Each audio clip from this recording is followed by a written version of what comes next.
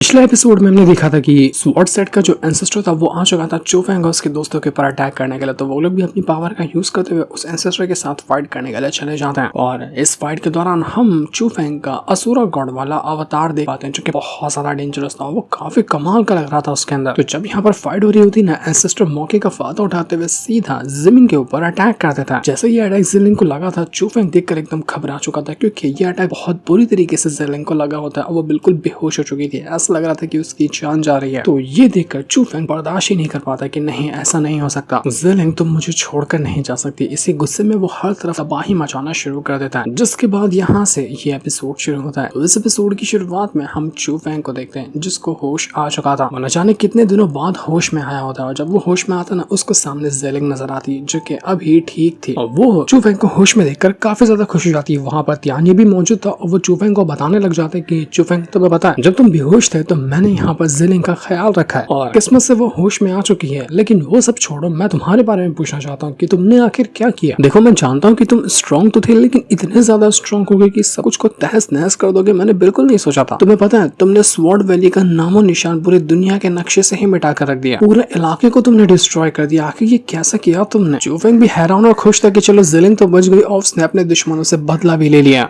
जिलिंग एक storage bag दिखाती है चू फेंग को, कहने लग जाती है कि जब हमने उस स्वॉर्ड सेक्ट को डिस्ट्रॉय किया ना, तो वहीं पर से हमें ये स्टोरेज बैग मिला जिसके अंदर कुछ हर्ब्स है जो ब्रेक थ्रू करने के काम आते हैं। तो तुम इसको ले लो और इसके जरिए अपना ब्रेक थ्रू करो। चू फेंग भी उन हर्ब्स को देखने लग जाता है और सोच रहा था कि क्या भी मैं ब्रेक थ्रू कर पाऊंगा। तो कोई उससे कहने लग जाती है कि हाँ, मुझे लगता है कि तुम ब्रेक थ्रू कर जाओगे और तुम्हें ब्रेक थ्रू करना चाहिए क्योंकि सूरो और सुमिंग को भी तो तुम्हें बचाना है ना, जो वो हेवनली पर्ल के अंदर जा चुके हैं। तो उनको बचाने के लिए तुम्हें ब्रेक थ्रू करना होगा। तुम अपने आप को ब्रेक थ्रू करो, स्ट्रॉन्ग बनाओ और तुम्हें वो असुरा टावर के अंदर से जाकर वो मंकी से भी मिलना है, जैसे कि उसने तुम्हें बताया था कि तुम्हें उससे मिलने जाना होगा। तो ये सुनने के बाद चू फेंग कहता कि हाँ, तुम सही कह रही हो। तो अब चू फेंग यहाँ पर अपना ब्रेक थ्रू करने के लिए लग चुका था। जैसे जैसे वो ब्रेक थ्रू कर रहा था, उसके अंदर से काफी ज्यादा पावर बाहर निकल कर आने लग गई थी और उसके अंदर से ऑरा का भवंडर क्रिएट हो रहा था, जिस वजह से उसकी पावर इंक्रीज हो रही होती है। आसपास का जितना भी ऑरा था उसने सभी को अपने चारों तरफ से कवर कर लिया था और ये सारा ऑरा मिलकर चू फेंग का ब्रेक थ्रू करवा देता है। चू फेंग अब पहुंच चुका था मैस्टिक मार्शल लेवल के 8 स्टेज पर। दूसरी तरफ हम प्रिंस को देख पाते हैं जो अपने फादर से बातें कर रहा था और यहाँ पर उसका फादर और उसके ग्रैंडपा जो होते हैं वो कहने लग जाते हैं कि हमने चू फेंग को देखा, सच में वो बहुत ज्यादा कमाल का बंदा है। ऐसा बंदा शायद पूरी सेंचुरी के अंदर कोई भी नहीं आया होगा। इतना टैलेंटेड वो कैसे हो सकता है। लेकिन यही टैलेंट उसके इतने सारे दुश्मनों को बना रही है। पूरे 9 हेवन के अंदर जितने भी बंदे हैं ना, सब अब चू फेंग के दुश्मन बन चुके हैं। वो हमारे दुश्मन तो ऑलरेडी थे, अब वो चू फेंग के भी दुश्मन बन चुके हैं। इसलिए हमें तैयारी शुरू करनी चाहिए क्योंकि नहीं चाहते कि कब कहां से कोई आ जाए जो हमारे ऊपर और चू फेंग के ऊपर अटैक करे। तो चू फेंग को और हमें अपने आप को बचाने के लिए खुद को तैयार करना पड़ेगा। इस वजह से ये लोग अपनी तैयारी शुरू कर चुके थे। दूसरी तरफ हम कुछ बंदों को देखते हैं जो कि हमला करने के लिए इसी प्रिंस की जी डायनेस्टी के ऊपर आ रहे थे और उनका टारगेट था चू फेंग को भी मारना। तो जैसे ये लोग आगे बढ़ रहे होते ना, हम देख पाते हैं कि कोई अचानक में वहां पर आता है और उनके ऊपर अटैक करना शुरू कर देता है। वो सारे के सारे बंदे हैरान रह चुके थे ये कौन आ रहा है, कौन हमारे ऊपर अटैक करना चाह रहा है। तो तब हम देख पाते हैं कि यहाँ पर त्यानी और जिलिंग आकर पहुंच चुके हैं जिन्होंने इन सभी बदमाशों के ऊपर अटैक करना शुरू कर दिया था ताकि वो इनकी वाट लगा सके और इस वजह से ये लोग नहीं अटैक कर पाएंगे जी डायनेस्टी के ऊपर और चू फेंग के ऊपर। देखते देखते यहाँ का बैटल काफी खतरनाक तरीके से शुरू हो जाता है, जहाँ पर वो सारे बदमाश जिलिंग और त्यानी के ऊपर अटैक करने की कोशिश कर रहे थे। लेकिन तब हम देख पाते कि वहाँ पर किनमिंग आकर पहुंच चुका है, वही बंदा जिसकी कुछ टाइम पहले चू फेंग के साथ फाइट भी हुई थी। तो ये यहाँ पर आने के बाद सीधा त्यानी के ऊपर अटैक करते हुए उसको बहुत ज्यादा घायल कर देता है। लेकिन तब एंट्री मारता है अपना चू फेंग और चू फेंग यहाँ पर आने के बाद कहने लगा था किनमिंग से कि किनमिंग, वापस से हमारी मुलाकात हो गई, क्या इस बार मुझसे लड़ने के लिए तैयार हो। तो किनमिंग कहता है कि तू चू फेंग, तू तो बच गया। अच्छा होता है कि पिछली बार जब हमारी फाइट हुई थी तो उसी में तुझे मार दिया होता, लेकिन नहीं, तेरी किस्मत अच्छी थी कि तू उस टाइम बच गया। लेकिन इस बार तेरी किस्मत अच्छी नहीं होगी, इस बार मैं तुझे जान से मार कर ही रहूंगा, देखता हूँ कि तू मेरा क्या बिगाड़ लेता। तो वो सीधा चू फेंग के ऊपर अटैक करना शुरू कर चुका था। चू फेंग भी उसके साथ फाइट करता है और दोनों के बीच में एक बार फिर से बैटल शुरू हो चुका था। यहाँ पर इनका बैटल चल रहा था। तो वहीं हम यहाँ पर क्वीन को देख पाते हैं जो कि उसकी पावर अचानक में इंक्रीज हो रही थी। अब चू फेंग ने अपनी पावर को इंक्रीज किया ना, तो उसके जरिए क्वीन की भी पावर इंक्रीज होती है। दोनों का पावर का कनेक्शन आपस में जुड़ा हुआ है। तो जैसे क्वीन की पावर इंक्रीज हुई थी, उसका एक फिनिक्स जैसा विंग्स जो होता है वो बाहर निकल कर आने लग जाता है और उस विंग्स के जरिए वो चू फेंग के स्पिरिचुअल वर्ल्ड से ऐसा लग रहा था कि बाहर निकल कर आई है। वो कहती कि इतने सालों बाद फाइनली मैंने दुनिया को एक बार फिर से देखा है और मैं स्पिरिचुअल वर्ल्ड से बाहर निकल कर आई हूँ। मुझे तो बहुत अच्छा लग रहा है, वरना ऐसा तो वो हमेशा चू फेंग के स्पिरिचुअल वर्ल्ड के अंदर ही रहती थी, वहां से बाहर नहीं निकल पाती थी। पहली बार जब वो स्ट्रांग बनी तो उसके बाद वो बाहर निकल पा रही है।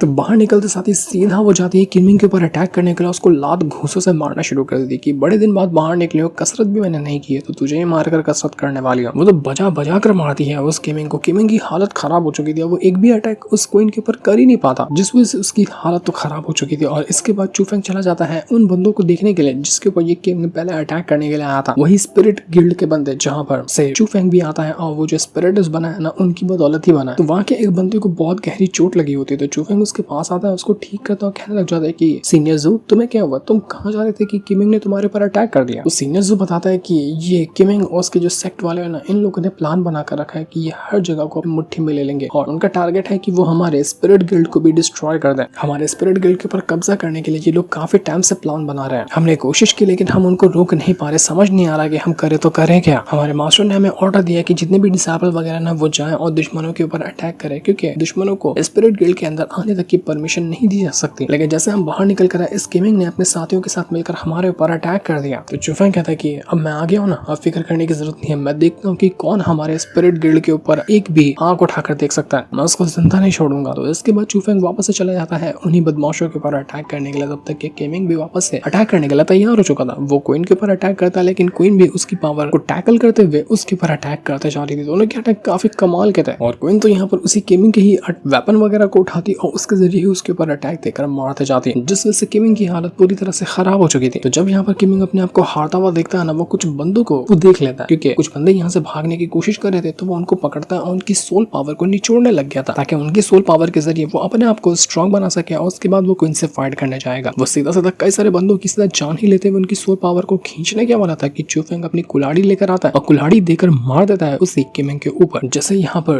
उस किमिंग की हल्की फुल्की जान बची थी, वो कहने लग जाता है कि देखो मुझे नहीं मार सकता, तूने मुझे मारा तो मेरा क्लान तुझे बर्बाद कर देगा, तुझे पाताल से भी ढूंढ कर बाहर निकालेगा, तेरी जान लेगा, इसलिए मुझे मत मार। पर चूफेंग नहीं सुनने वाला था, वो कहता है कि तुझ जैसे बचकाने की यही औकात है। वो सीधा अपनी कुल्हाड़ी को चला देता है। लग रहा था कि किमिंग यहाँ पर बीच में से अलग हो गया और इस तरह से किमिंग की जान चली जाती है। चूफेंग और क्वीन दोनों यहाँ पर बच चुके थे। यानी जब क्वीन को देखता है वो हैरान हो जाता है कि यार तुम तो बिल्कुल कमाल की हो, मैंने तुम्हारे बारे में सुना था, पहली बार मैंने तुम्हें अपनी आंखों से देखा है और जैसा मैंने सुना था तुम उससे भी ज्यादा कमाल की हो। तो क्वीन तो वहां से साइड हो जाती है कि इस लड़की की नजर मुझ पे क्यों जा रही है, मैं तो उसके साथ नहीं रहने वाली है। इस वजह से सारे के सारे लोग यहाँ से भाग चुके थे। तो इसके बाद हम यहाँ पर स्पिरिट गिल्ड का सीन देखते हैं, जहाँ पर स्पिरिट गिल्ड वालों ने अपने चारों तरफ एक बैरियर क्रिएट करके रखा था, लेकिन फिर भी वो जो किमिंग है ना, उसके क्लान वाले यहाँ पर पहुंच चुके थे और उसके क्लान का एंसेस्टर होता है जिशिंग नाम का बंदा, जो कि बच्चा लग रहा था, लेकिन असल में उसका कल्टीवेशन होता है हेवन मार्शल रेल्म का 7th स्टेज। वो कहने लग जाता है कि हमारी स्पिरिट गिल्ड के साथ बहुत टाइम पुरानी दुश्मनी, तो आज टाइम आ चुका है इस दुश्मनी को खत्म करने का, हम स्पिरिट गिल्ड के ऊपर कब्जा कर लेंगे। स्पिरिट गिल्ड के मास्टर वगैरह यहाँ पर उनको वार्निंग भी देते कि देखो जीशी तुम ये सही नहीं कर रहे, तुम हमारे स्पिरिट गिल्ड के ऊपर अटैक कैसे कर सकते हो, आखिर हमने तुम्हारा क्या बिगाड़ा। लेकिन वो लोग यहाँ पर कुछ भी सुनने के लिए तैयार नहीं थे। वो पूरी तैयारी के साथ आए थे ताकि फॉर्मेशन को डिस्ट्रॉय किया जा सके और फॉर्मेशन को डिस्ट्रॉय करने के बाद वो स्पिरिट गिल्ड के ऊपर कब्जा कर लेंगे। स्पिरिट गिल्ड के मास्टर समझ चुके थे कि उनके पास दूसरा कोई ऑप्शन बचा नहीं, या तो उनको यहाँ पर उनसे लड़ना पड़ेगा या फिर वो लोग आज हारेंगे। देखते ही देखते वो जो फॉर्मेशन लगा हुआ था वो भी काफी हद तक के टूटने लग जाता है और जैसे जैसे फॉर्मेशन में क्रैक्स पड़ रहे थे, स्पिरिट गिल्ड के मास्टर को बहुत ज्यादा तकलीफ हो रही थी, क्योंकि उन्होंने अपनी पावर के जरिए फॉर्मेशन बनाया था और फॉर्मेशन टूट रहा था। वो जीशी उसके साथी तो यहाँ पर एक के बाद एक करते हुए कई सारे ब्रूटल अटैक मारते हैं उसी फॉर्मेशन के ऊपर और ऐसा लगा था कि फॉर्मेशन बस अब यहाँ पर टूट नहीं वाला, लेकिन सही टाइम पर एंट्री मार लेता है अपना चूफेंग, जो अपने साथियों के साथ यहाँ पर आकर पहुंच चुका था। चूफेंग कहता है कि पहले उस फॉर्मेशन को बचाओ और जो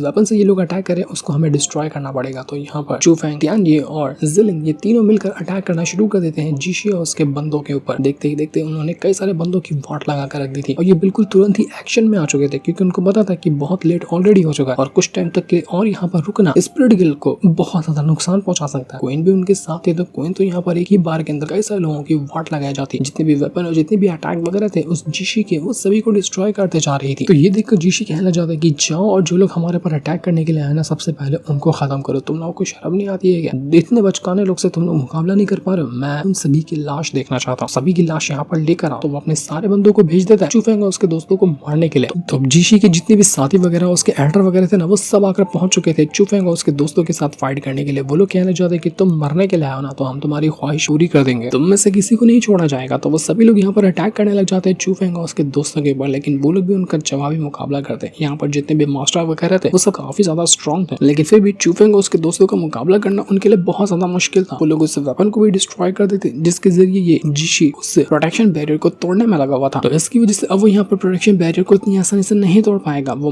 मास्टर वगैरह जिशी के, वो सभी लोग अपनी पावर का यूज करते हुए उनके पास जो भी अटैक होता है वो सभी का इस्तेमाल करते हैं और उसके जरिए वो अटैक कर रहे थे चूफेंग उसके दोस्तों के ऊपर। जब उनकी नजर जाती है चूफेंग की पावर के ऊपर तो वो लोग कहना चाहते हैं कि अबे ये तो ब्लू रूबी स्पिरिटिस्ट है। तो चूफेंग कहता है कि हाँ बिल्कुल सही सुना, और अब यही तेरी मौत का कारण बनेगा। वो सीधा एक मास्टर की तो जान ही ले लेता है। उसके बाद वो अपने व्हाइट टाइगर की स्पिरिट को भी समन कर चुका था। वो भी यहाँ पर सभी के ऊपर वाट लगाने के लिए तैयार थी।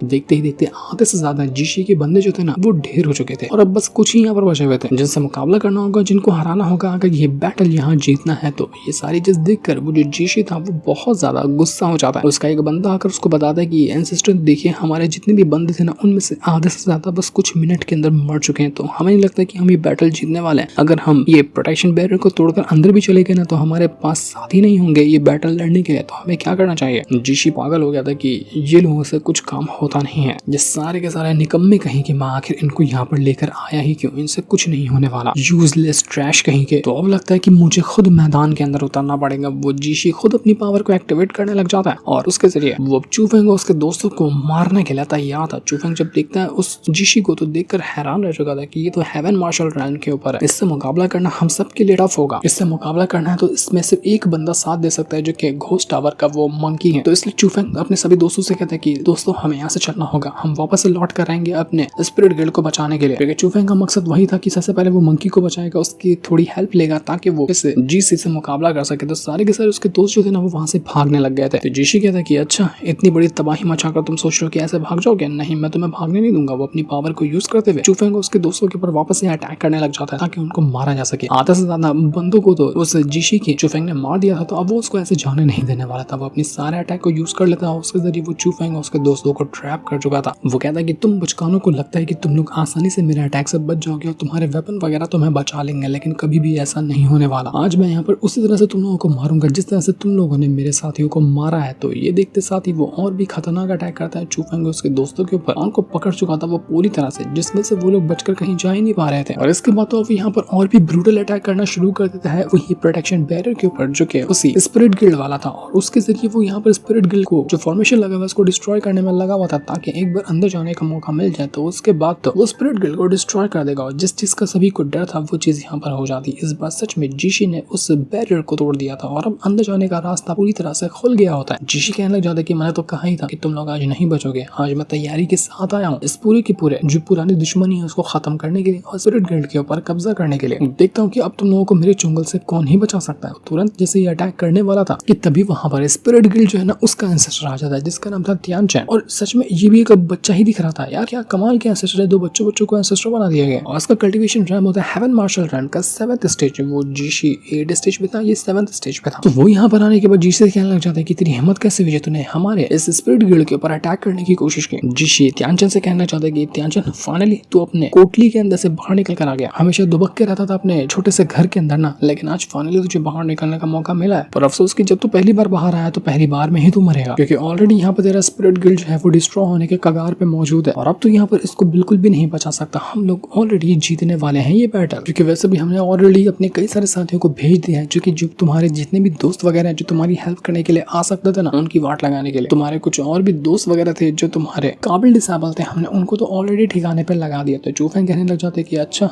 ऐसी बात है, जितने भी लोगों को तूने भेजा था ना किमिंग वगैरह को सबको मैंने मार दिया। उसकी लाश का छोटा सा टुकड़ा भी दे देता है चूफेंग उसे जीशी को कि इसी की बात करा ना, ये सब मर चुके हैं। जीशी देखकर हैरान हो चुका था कि ये कैसे पॉसिबल, ये कैसे किया तुम लोगों ने। उसका तो दिमाग खराब हो चुका था। तो तियानचेन कहने लग जाते कि क्या हुआ, देख लिया बड़ा है हमसे मुकाबला करने वाला, तेरी कोई औकात नहीं कि तो हमसे मुकाबला कर सके, चला जाए यहाँ से। तो ये देखकर तो जीशी बहुत ज्यादा गुस्सा हो चुका था। वो सीधा तियानचेन के ऊपर अटैक करने लग जाते हैं। दोनों एंसेस्टर आपस में मुकाबला करने लग गए थे। वो दोनों एक दूसरे के ऊपर काफी कमाल के अटैक करते हैं ताकि वो उनकी जान ले जा सके। तियानचेन ने तो अपनी किसी खास तरह की स्पिरिट को बाहर निकाले थे जो कि बहुत कमाल की लग रही थी, वो काफी डेंजरस होती है। उसके जरिए वो अटैक कर रहा था उसे जीशी के ऊपर। तो जीशी भी यहाँ पर नहीं रुकता, वो भी अपनी स्पिरिट को बाहर निकाल लेता है। यहाँ पर दोनों की स्पिरिट जो होती है आपस में फाइट करने लग गई थी। ये बैटल बहुत ज्यादा इंटेंस हो जाता है, लग ही नहीं रहा था कि यहाँ पर कौन जीतेगा कौन हारेगा, क्योंकि दोनों के कल्टीवेशन रैम के पास सिर्फ एक स्टेज का फर्क है, ना कि एक रैम का फर्क है। तो दोनों की पावर काफी हद तक के सिमिलर थी। इस वजह से जो उनका अटैक था ना उसकी वजह से आसपास के इलाके में धमाका होने लग जाता, सब कुछ यहाँ पर टूटने फूटने लग गया था। पर अफसोस इस बात का था कि स्पिरिट गिल्ड ज्यादा टाइम तक इस अटैक को झेल नहीं पाएगा। कुछ नहीं किया गया तो स्पिरिट गिल्ड बर्बाद हो सकता है। तो तियानी चूफेंग से कहता है कि चूफेंग तुम जाओ और उस मंकी जो है उसको बचाओ जब तक कि मैं यहाँ पर सब कुछ हैंडल करता हूँ। जल्दी से उसको बचा कर आ जाना, उसके बाद हम दुश्मनों की वार लगा देंगे। तो अब चूफेंग वहां से सीधा घोस्ट टावर के अंदर आकर पहुंच चुका था ताकि उस मंकी जो है ना उसको बाहर निकाल सके। तो जैसे वो घोस्ट टावर के अंदर आता है, हम देख पाते हैं कि मंकी तो मस्त आराम से सोया हुआ है और उसको पता चल चुका था कि कोई तो आया है यहाँ पर उसको बचाने के लिए, जो देखकर वो काफी ज्यादा खुश हो जाता है। लेकिन क्या चूफेंग उसको बचा पाएगा, ये तो हमें नेक्स्ट एपिसोड में पता चलेगा, जिससे इनको दिखाते साथ ही ये वाला एपिसोड यहीं पर एंड हो जाता है। Thanks for watching.